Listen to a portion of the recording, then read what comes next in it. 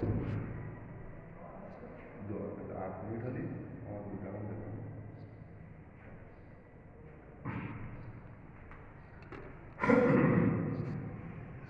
শিক্ষার্থী, অনলাইন ক্লাসে আমাদের সবাইকে শুভেচ্ছা অভিনন্দন। অনলাইন ক্লাসের ধারাবাহিকতায় আমি বাংলা স্যার তোমাদেরকে আজ অনলাইন ক্লাসে যে বিষয়টি নিয়ে আলোচনা করবো সেটি হলো তোমাদের বাংলা উপপত্রের থেকে তাহারই পরে মনে কবিতাটি নিয়ে আমি আলোচনা করব। তাহারই পরে মনে কবিতাটি নিয়ে আলোচনা করার আগে আমি তাহারই পরে মনে কবি সম্পর্কে একটু আলোচনা করতে চাই। কবিতাটি লিখেছেন সুফিয়া কামাল। সুফিয়া কামাল বাংলাদেশের মহিলা কবিদের মধ্যে একজন অন্যতম এবং শ্রেষ্ঠ মহিলা কবি। তিনি 1911 সালে জন্মগ্রহণ করেন এবং মৃত্যুবরণ করেন 1999 সালে। পিতার নাম আব্দুল বারী, মাতার নাম সাবেরা খাতুন। তার বিখ্যাত কয়েকটি কাব্যগ্রন্থের কথা উল্লেখযোগ্য: সাজের মায়া, উদার্ত পৃথিবী, মায়া কাজল, এসবগুলো তার উল্লেখযোগ্য কাব্যগ্রন্থ। তিনি পুরস্কার হিসেবে অনেকগুলো পুরস্কার পেয়েছেন।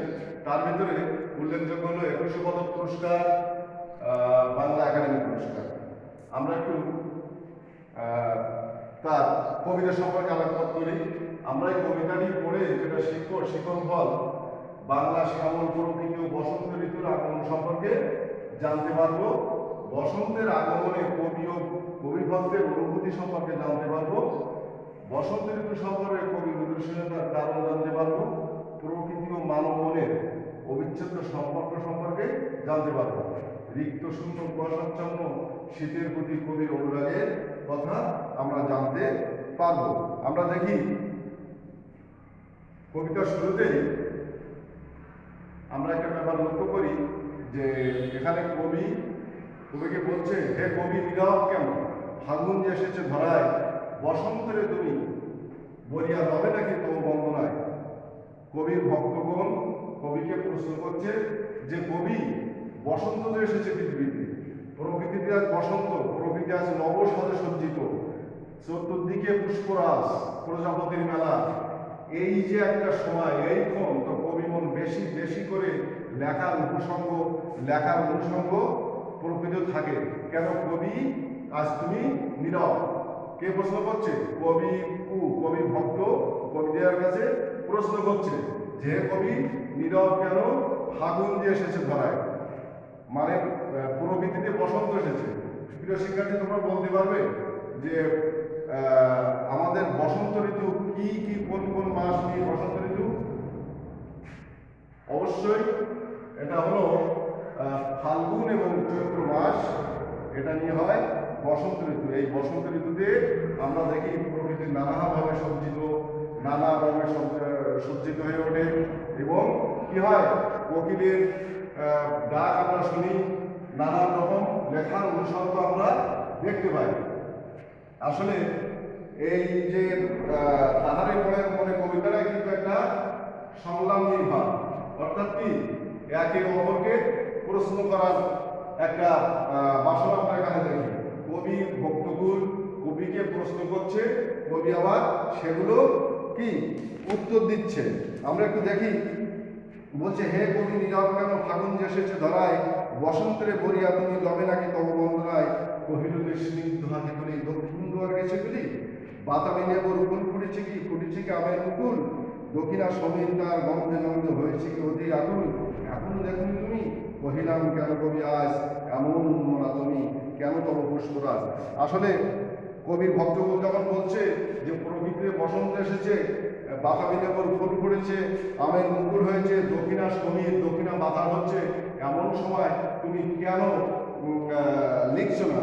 তখন আসলে কবির যে নীরবতা, কবির যে উদাসীনতার পরিচয় আমরা পাই। কারণ কখন যে প্রকৃতিতে বসন্ত এসেছে, কখন যে ঋতু নব সাজে সজ্জিত হয়েছে, কবির সেসব কোনো কিছুই তার মনে নাই। মানে তার মন যেন এক বিষণ্ণতায় ভরপুর। বলছে, এখনো দেখুনি তুমি, কেন কবি আজ এমন উন্মত হয়ে বলছে, তুমি এমন তেমনি কেন, এমন উন্মনা কেন? কহিল সে স্নিগ্ধতা আছে বলি, দক্ষিণ দুয়ারে গেছি বলি। বলছে দক্ষিণ দুয়ার, দক্ষিণা বাতাস কি শুরু হয়েছে, দক্ষিণ দুয়ারকে খুলিছে।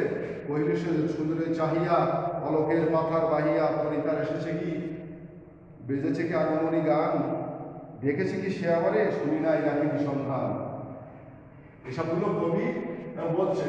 এবং আমরা দেখি যে এই কবিতায় বসন্ত ঋতুর আগমন সম্পর্কে জানতে পারবে, মানে বসন্ত আসলে কেমন পৃথিবী বা প্রকৃতিতে কি সাথে সজ্জিত হয় সেটা আমরা কম বেশি জানতে পারলাম।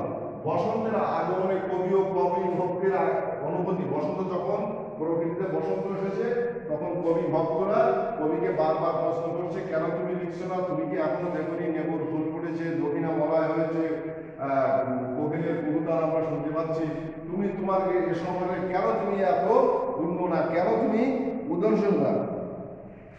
তখন বলছে যে আসলে আমরা এটা কবির যে তাহারই পড়ে মনে, এখানে কবিতার একটা বাস্তব জীবনের ছায়াপাত ঘটেছে, কবির ব্যক্তি জীবনের একটি বাস্তব ছায়াপাত আমরা উপলব্ধি করি। এখানে কবি প্রকৃতিতে বসন্ত আসলেও, প্রকৃতিতে বসন্ত আসলেও বিরাজ করলেও বিগত বেশ কিছুদিন আগে যে শীত ঋতু আমাদের কাছ থেকে বিদায় হয়েছে, শীতের যে জীর্ণ রিক্ত শূন্য সেই কুয়াশা জড়ানো সকালের কথা কবি ভুলতে পারে না। এখানে আসলে বলা হয়েছে কবি জীবনের, প্রথমে বলেছি ব্যক্তি জীবনের ছায়াপাত করেছে আসলে তার প্রথম স্বামী, তার প্রথম স্বামী সৈয়দ নেহাল আহমেদ মারা যান এবং তার সাহিত্য সাধনার অগ্রনায়ক ছিলেন তার স্বামী, প্রথম স্বামী সৈয়দ নেহাল আহমেদ।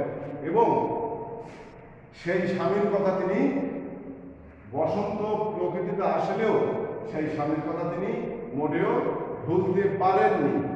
আর ভুলতে না পারার কারণে তিনি এই বসন্তে এসে সেই লেখার যে মন, লেখার যে মানসিকতা সেইটা তিনি বুঝাতে পারেননি, বা সেই বিষয়ে তার কোনো খেয়ালই নেই। বসন্তের আগমনে কবিও ওই ভক্তের অনুভূতি সম্পর্কে জানতে পারলেন।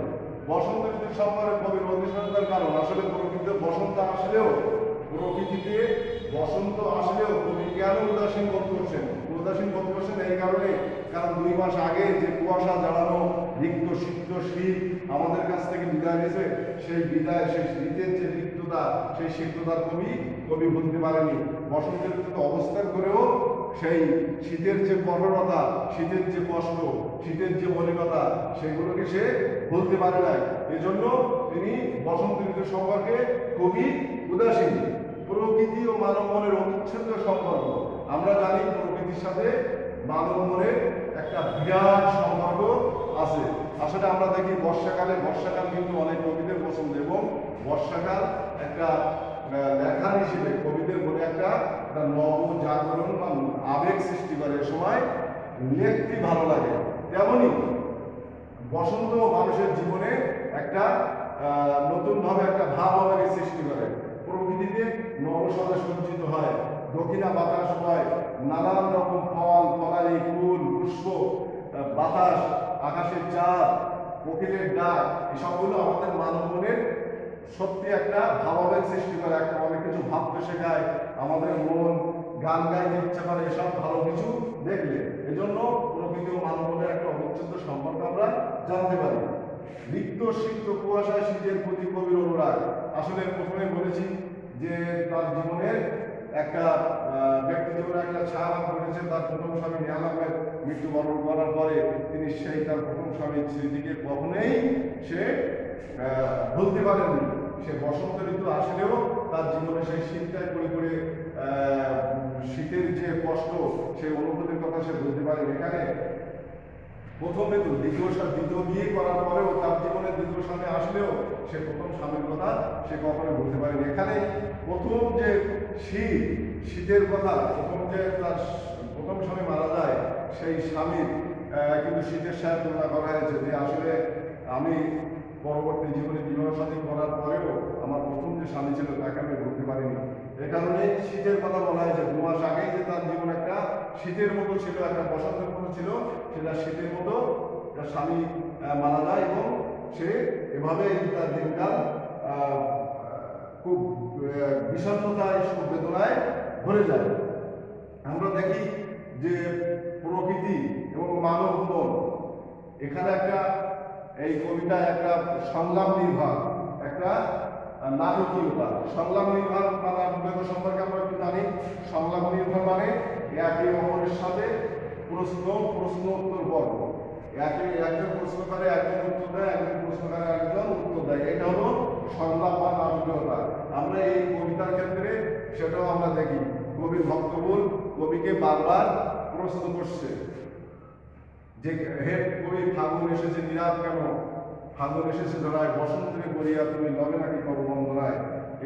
এগুলো ওই ভক্তকুল কবির তার যখন প্রশ্ন করছে তখন সে কহিল স্নিগ্ধ আদি বলি দক্ষিণ দুয়ার গেছে বলি।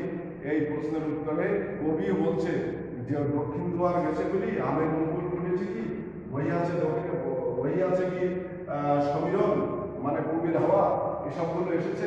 কবি তার কিছুই তার মনে নাই, মানে এসবগুলো একটা নাটক বা একটা নাটকীয়তা বা সংলাপ নির্মাণ আমরা বুঝতে পারি।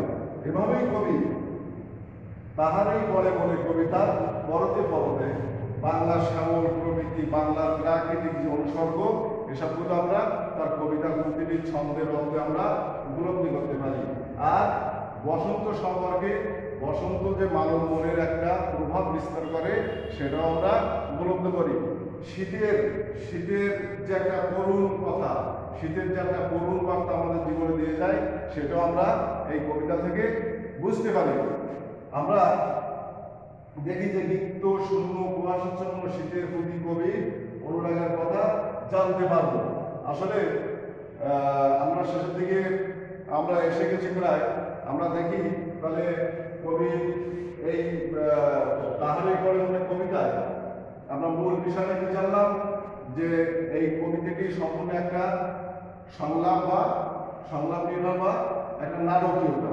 দ্বিতীয়ত আমরা দেখি কবি এবং কবির ভক্তকুলের ভিতরে একটা নাটক এবং সংলাপ নির্ভরতা আছে। আর একটা হলো প্রকৃতি এবং মানব মনের যে একটা অবিচ্ছেদ্য সম্পর্ক, সেটা আমরা উপলব্ধি করতে পারবো। শীতের কুয়াশা জড়ানো যে শীত, সে সম্পর্কে কবির যে বিতৃষ্ণা, সেটাও আমরা উপলব্ধি করতে পারি। তো আজকের মতো আজকে ক্লাসে তোমরা যেটা বুঝলে, তোমরা বাড়িতে অবশ্যই একটু রিভাইজ করবা, বারবার বলবা, এর শব্দার্থ, এর বই পরিচিতি আর পাঠ পরিচিতি সম্পর্কে একটু জানবা। তারপরে আগামী ক্লাসে তোমাদের সাথে আমার